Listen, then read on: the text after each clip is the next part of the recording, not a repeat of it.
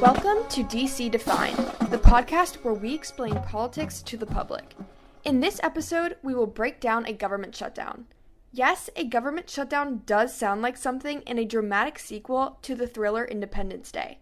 However, from 1976 to the present, there have been 20 government shutdowns, ranging from 1 to 21 days. In fact, there have been 2 this year, the last one ending February 8th. In the wake of the last 2 shutdowns, many are asking, what is going on with the government?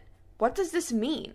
Well, in this episode, we will explain what's up in Washington, addressing what a government shutdown is, what services are and are not available, and how a government shutdown impacts us.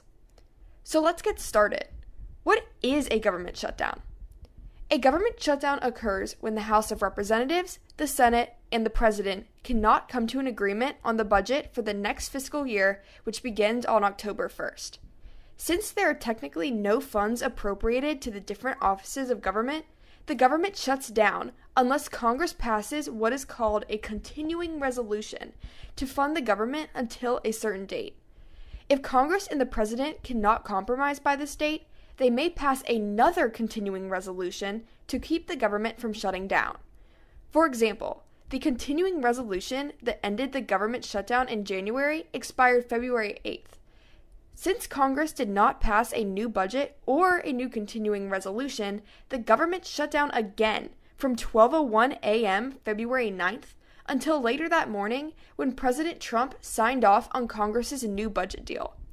So why would Congress ever not enact a continuing resolution if they cannot agree on a budget?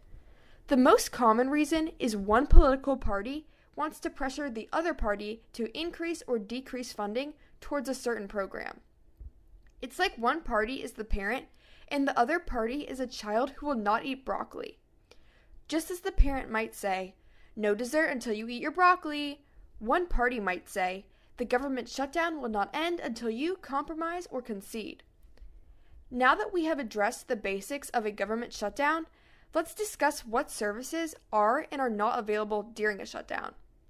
The name makes it sound like every federal government office will have "Sorry we missed you" signs on their doors, but this is not the case. When the government shuts down, the Office of Management and Budget, better known as OMB, releases information on what duties and federal government employees are deemed essential and non-essential. According to the Congressional Research Service, OMB defines essential functions as those necessary for national security, benefit payments and contract work the government already allocated money towards, and the protection of life and property, among other things. Employees deemed non-essential are furloughed, meaning they are not allowed to work.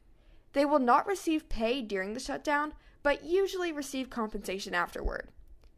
During both the November 1995 and 16-day 2013 shutdowns, 800,000 employees were furloughed. Those deemed essential continue reporting to work and will be paid for this work after the shutdown. Although most agencies have some employees judged as essential, this number varies.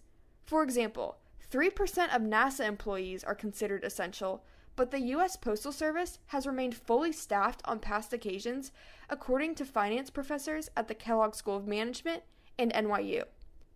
OMB has to perform careful analysis to determine what functions the government can survive without for a few days or weeks. So finally, how do the reduced activities of the government during a shutdown affect our everyday lives? Obviously, the government has thousands of functions it carries out daily, but let's focus on some that are significant to our daily routines.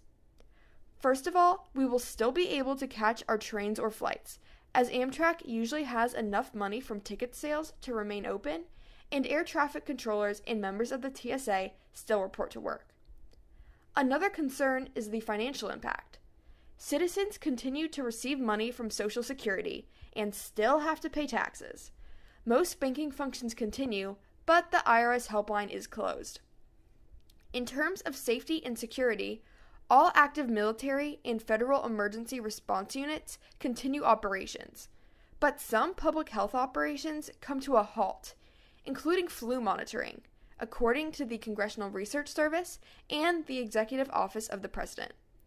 As we can see, different areas of government function more or less than others during a shutdown. Due to the nature of the budget deal, another government shutdown will probably not occur for at least 2 years.